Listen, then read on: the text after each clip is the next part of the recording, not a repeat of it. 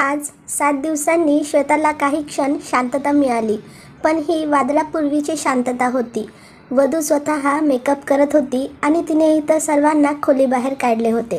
ती लंडनवरून शिकून नक्कीच परतली होती, पण आज कौटुंबिक रीतिरिवाजानुसार तिचं लग्न तिच्या वडिलोपार्जित घरात होत होते, जेथे वधूला हळदीनंतर उंबरठा ओलांडण्यास सक्त मनाई होती.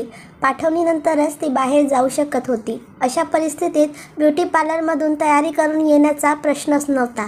असो, घरच्यांच्या मर्जीनुसार लग्न होत असताना वराचीही निवड घरच्यांनी केली होती. स्थळही कुटुंबानेच निवडले होते. मग काय फरक पडतो, जे काही होत आहे ते होऊ देत. ती तिचे डोळे पुन्हा पुन्हा पुसत होती. प्रत्येक प्रेम कहाणी लग्नापर्यंत येऊन संपते असे नाही ना, म्हणूनच त्याला कथा म्हणतात. आता ती दुसऱ्यांशी लग्न करणार आहे. आता या सगळ्यांचा विचार करून काही उपयोग नव्हता. तेवढ्यात दारावर टकटक झाली.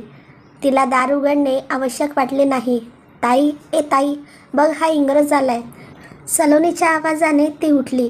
ताई, बघ तुझा गोरा हिरो तुला पळवून नेण्यासाठी आला आहे. तुझे देखा तो ये जाना सनम, प्यार होता है दीवाना सनम. सलोनी एकदम उत्साहाने गात होती. चुप रहा आगाऊ मुलगी, कुणी ऐकलं तर आपल्या तिघांनाही इथे जिवंत गाडून टाकतील. श्वेता एकदम घाबरली होती. हे काय आहे रोहित? आता हे सगळं का करतोयस? तुला मरायचं आहे का? तिने एका झटक्यात विचारले. तिच्या साडीचा पदर काढून सलोनीच्या मागे उभ्या असलेल्या मुलाला हलवत तिने विचारले. ओ बेबी, जस्ट चिल. पदर काढत तो म्हणाला. आदित्य तू? रोहित? आता तिला दुसरा धक्का बसला होता. ताई, याची कातडी चुन्यासारखी एकदम पांढरी आहे. सलोनी अजूनही एकटक पाहत उभी होती. आदित्यने तिच्या हातात 500च्या 10 नोटा ठेवल्या तेव्हा ती हसली आणि खोलीबाहेर गेली. आदित्य, काय रे हे? तुला मरायची इच्छा आहे का? तुला भीती वाटत नाही काय? आणि तुला मरायचं असेल तर मर, पण मला माफ कर. श्वेता हात जोडत म्हणाली. लवकर निघून जा इथून. तुला कोणी पाहण्याआधी तू का आला आहेस? श्वेता आता खरंच घाबरली होती. अरे यार, एवढं मोठं लग्न आहे, जेवण फक्त एका पाहुण्याने संपणार आहे की काय? आदित्य रिलॅक्स मूडमध्ये होता. तुला माहिती नाही की तुझ्या इथे येण्याने किती मोठा प्रॉब्लेम होऊ शकतो ते. तू सर्वांना दिलवाले दुल्हनिया ले जाएंगेचा राज आणि मी सिमरन वाटेन, आणि मला तू इथून पळून न्यायला आला आहेस लंडनहून असं वाटेल. कोण राज, कोण सिमरन, आणि कोणाला असं का वाटेल? आदित्यला काहीच समजत नव्हते. श्वेता स्वतःलाच दोष देत होती. खरं तर माझंच डोकं खराब झालं होतं. पहिल्या वर्षी जेव्हा मी लंडनला नवीनच आले होते तेव्हा मी माझ्या मित्रांमध्ये बडाई मारण्यासाठी मी सांगितले होते की तुझं माझ्यावर प्रेम आहे. आपले दोघांचे सोबतचे ट्रिपचे काही फोटोज होते माझ्याकडे. श्वेताच्या स्वरात लाज आणि आदित्यच्या डोळ्यात आश्चर्य आणि ओठांवर हसू होते. मी इतका देखणा आहे का? मिश्किलपणे आदित्यने विचारले. नाही, इथे गोऱ्या त्वचेची क्रेज आहे. बरं, हे सगळं बाजूला ठेव आणि तू इथे कसा आलास ते सांग. आणि ही साडी का नेसलीस? पहिली गोष्ट म्हणजे इथे कुणालाही इंग्लिश येत नाही. वर तू घराबाहेरही जात नाहीस.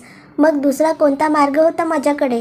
तुझ्या चुलत बहिणीने 5,000त माझा गेटअप बदलून मला गुपचूप इथे पाठवायला तयार झाली. आदित्यने थंड श्वास घेतला. काय?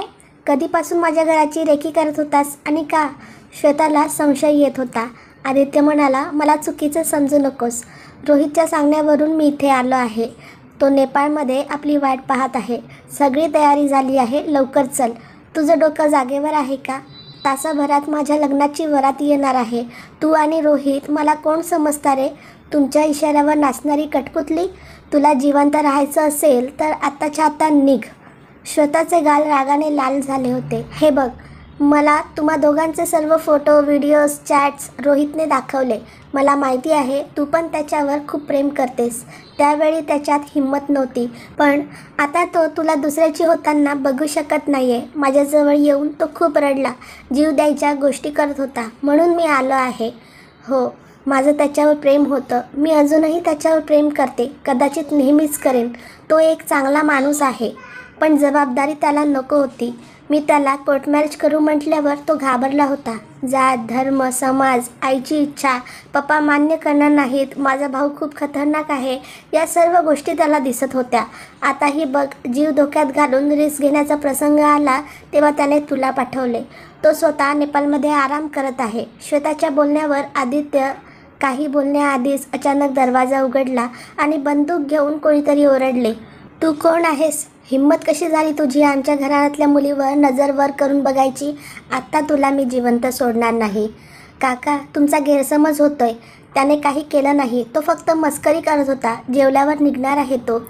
श्वेता काकाला समजवण्याचा प्रयत्न करीत होती. पोरी, माझे हे केस उन्हात पांढरे केलेले नाहीत. लग्नाची वरात अजून आलेली नाही. नाहीतर मी तुम्हा दोघांनाही मारले असते केव्हाच. आता फक्त याला बघतो. असे बोलून ते बंदूक आदित्यवर चालवणार त्याआधीच आदित्यने विजेच्या वेगाने त्यांच्यावर वार केला. दोघांमध्ये झटापट सुरू झाली. आदित्य तरुण होता. त्याच्याकडे टेक्निक्स होते. त्याला काकाकडून बंदूक काढून घ्यायची होती. पण या प्रयत्नात गोळी झाडली गेली. अरे देवा, आदित्य, तू हे काय केलंस? चल, इथून लवकर पळून जाऊ. मागच्या दारातून जाणारा रस्ता मला माहिती आहे. श्वेता ओरडली. नाही श्वेता, तू का पळून जातेस? तुझी काय चूक? तू निश्चिंत राहा. मी पोलिसांना सरेंडर करतो. मला हे सगळं करायचं नव्हतं. ठाकूर साहेबांच्या परवानगीशिवाय इथे पाऊल ठेवण्याची पोलिसांची हिंमत नाही. त्याआधी हे लोक तुला गोळ्या घालतील, श्वेता म्हणाली. पण मी स्वतः वाचवण्यासाठी स्वरक्षणार्थ हे केलं. आदित्यचं बोलणं पूर्ण होण्याआधी श्वेताने त्याला ओढत गुप्त दरवाजाकडे नेलं. आता हे लोक मलाही सोडणार नाहीत. नेपाळपर्यंत एकत्र राहावं लागेल आपल्याला. श्वेताच्या बोलण्यावर त्याने होकार दिला. आदित्य आपल्या मताचा पक्का होता. सर्व व्यवस्थाही त्याने तगडी केली होती. बाहेर जाताच सशस्त्र चालक जीपसह तयार होता. ते नेपाळच्या वाटेने निघाले होते. या सगळ्यावर खर्च किती झाला? श्वेताने विचारले. काळजी करू नकोस, रोहित सगळी परतफेड करेल. अरे, म्हणजे तुला अजून पैसेही मिळाले नाहीत? तू रोहितचा इतका पक्का मित्र कधीपासून झालास? रोहितकरिता नाही तर तुझ्याकरिता. हे सगळं मी तुझ्यासाठी करतोय. तू रोहितवर खूप प्रेम करतेस. त्याच्याशिवाय तू आनंदी राहू शकत नाहीस. आदित्यच्या बोलण्यातलं सत्य श्वेताच्या मनाला भिडलं. माझ्या आनंदाची तुला एवढी काळजी? परदेशातून तू आपला जीव धोक्यात घालून इथे आलास का? कशासाठी? का आणि कशासाठी याचे उत्तर माझ्याकडे नाही, आदित्य म्हणाला. नाहीत म्हणजे? तुला माझ्या प्रश्नाची उत्तरे द्यावी लागेल, श्वेता आदित्यच्या डोळ्यात बघत म्हणाली. तुला उत्तर माहिती आहे. तू तुझ्या चुलत भावांना जे सांगितलंस ते खोटं नव्हतं. मी तुला खरं सांगतो श्वेता, मी पहिल्याच नजरेत तुझ्या प्रेमात पडलो. पण मला माहिती होते की तुम्ही जिथून आहात त्या भारतात मुलीला परदेशात पाठवणे किती मोठी गोष्ट आहे. मला तुझ्या प्रतिष्ठेवर आणि करिअरवर परिणाम होऊ द्यायचा नव्हता. पण रोहित तुझ्या आयुष्यात आला. आदित्यचा गळा भरून आला होता आणि श्वेताचे अश्रूही तिच्या पापण्यांच्या कडा ओल्या करीत होत्या. आता दोघेही शांत बसले होते. पूर्ण नेपाळचा रस्ता शांतपणे सावधगिरीने पार पडला होता. जेव्हा ती दोघं सांगितलेल्या हॉटेलवर पोहोचली तेव्हा त्यांना हॉटेलच्या खोलीत एक लिफाफा सापडला. आदित्य, तू काय केलंस? तू मुद्दाम गोंधळ निर्माण केलास, नाही का? मला माहिती होतं की तुझी श्वेतावर वाईट नजर आहे आणि ती श्वेता देखील तुझ्याशी मिळालेली आहे. ती इतक्या लवकर कशी काय पळून आली तुझ्यासोबत? थँक गॉड ती गोळी काकांच्या खांद्याला चिरून गेली. नाहीतर खून झाला असता, केस झाली असती. अटेम्प्ट टू मर्डर आणि किडनॅपिंगचा प्रयत्न अजूनही केस होऊ शकते. म्हणूनच मी निघालो आहे. फोन नंबर आणि पत्ता बदललेला आहे. तुम्ही दोघंही तुमचं तोंड दाखवू नका. माझ्याशी कधीही संपर्क साधण्याचा प्रयत्न करू नका. बाकी काही लिहिले नव्हते. नालायक फट्टू, श्वेता भडकली. आता काय होईल? तुला परत नेले तर तुझ्या घरातील लोक तुला जीवे मारतील. आदित्य काळजीत होता, पण श्वेता निश्चिंत होती. मी जर रोहितच्या प्रेमात वेळी झाले असते तर मला काळजी वाटली असती.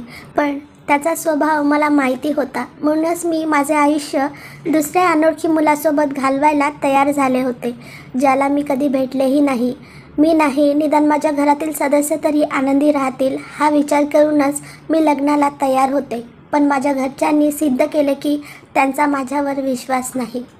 ही सगळी घटना घडण्याआधी जर तू माझ्यावरच्या प्रेमाची कबुली दिली नसतीस तर माझं काय होईल याची मला काळजी वाटली असती.